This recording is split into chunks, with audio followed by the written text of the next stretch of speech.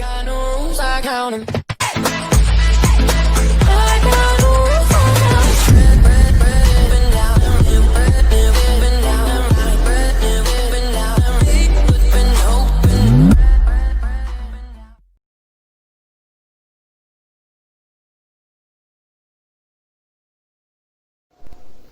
Ma'am देखिए, मैंने पौधे के भागों का चित्र बनाना सीख लिया है, बिल्कुल जैसे आपने सिखाया था। शाबाश चिराग, आपने तो बहुत सुंदर चित्र बनाना सीख लिया। तान्या, दिखाओ आपने जॉयफुल शनिवार के क्रियाकलाप में कौन सा चित्र बनाया है। ये लीजिए मैम, मैंने क्लोरोफिल और रंध्र के चित्र बनाए हैं। अरे वाह, शाबाश, बहुत बढ़िया। बच्चों, यह सब तो आप सीख गए, परंतु क्या आप जानते हैं पौधे अपने विकास एवं प्रकाश संश्लेषण के लिए मृदा से पोषक तत्व प्राप्त करते हैं। यस मैम, आपने हमें प्रकाश संश्लेषण पढ़ते समय बताया था। ठीक है बच्चों, अपने अगले विषय को पढ़ाने से पहले मैं आपको एक कहानी सुनाती हूँ। तो तैयार है ना आप कहानी सुनने के लिए? Yes ma'am. चलो मेरे साथ। बच्चों, शुरू करते हैं अपनी कहानी। ध्यान से सुनना। एक किसान था। उसके पास एक खेत था जिसमें वह फसल लगाता था और चैन से अपना जीवन बिताता था। परंतु वह बहुत ही सरल स्वभाव किसान था और उसे कृषि पद्धतियों के बारे में अधिक जानकारी नहीं थी।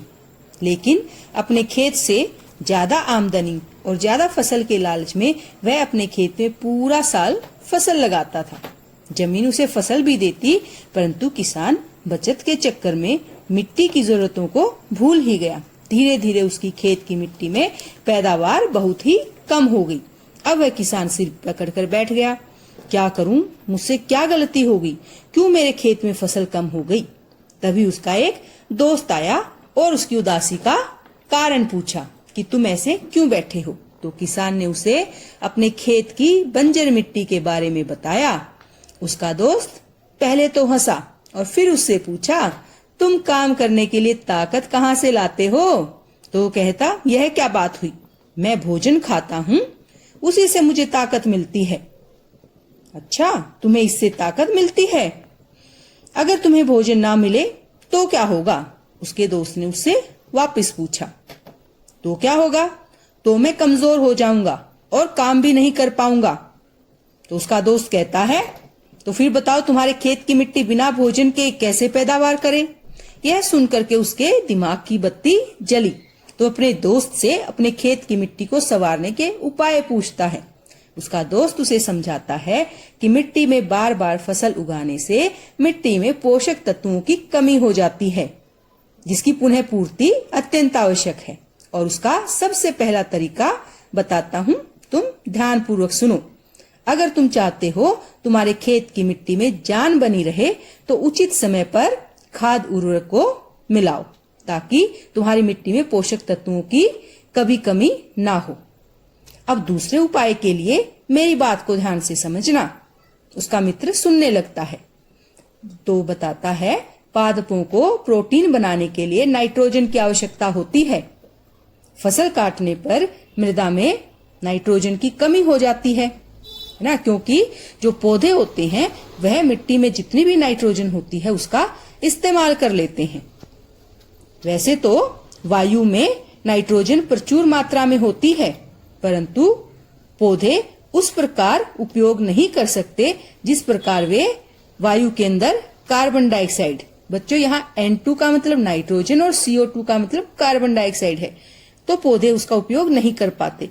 पौधे नाइट्रोजन को केवल विलेय रूप में इस्तेमाल कर सकते हैं।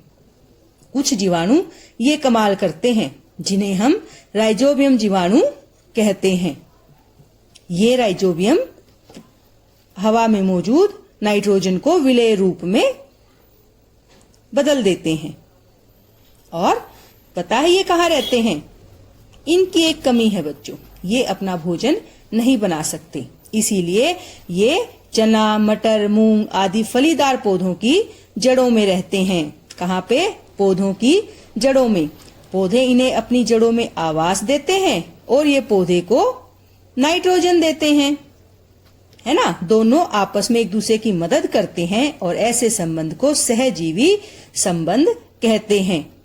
इस सहजीवी संबंध का फायदा यह होता है कि मृदा में पोषकों की पुनः पूर्ति हो जाती है, और विशेषकर कौन से पोषक की? नाइट्रोजन की। ये था हमारा दूसरा तरीका। और तीसरा तरीका है फसल चक्रण का, जिससे हम मिट्टी के अंदर पोषकों की पुनः पूर्ति कर सकते हैं। फसल चक्रण माने फसल को अदल बदल कर खेत में लगाना, ना कि पूरा साल एक ही प्रकार की फसल लगाते रहें। तो 3 तरीके हुए, उचित मात्रा में खाद उर्वरक को मिलाना, और दूसरा नाइट्रोजन की पुनः पूर्ति, और तीसरा फसल चक्रण। तो इस प्रकार हम सभी विधि को अपना के मृदा में पोषकों की पुनः पूर्ति कर सकते हैं। समझ गए ना आप? ऐसी और वीडियो देखने के लिए लाइक कीजिए मेरे चैनल को। धन्यवाद।